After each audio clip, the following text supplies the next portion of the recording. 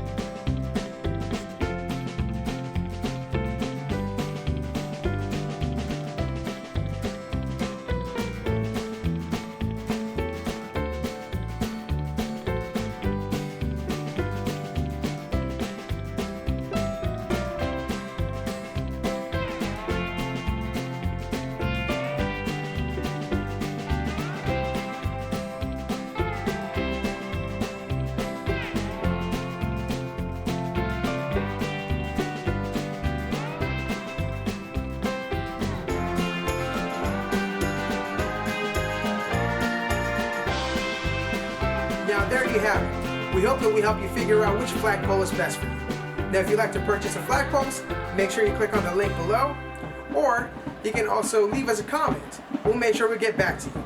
Don't forget to like and subscribe.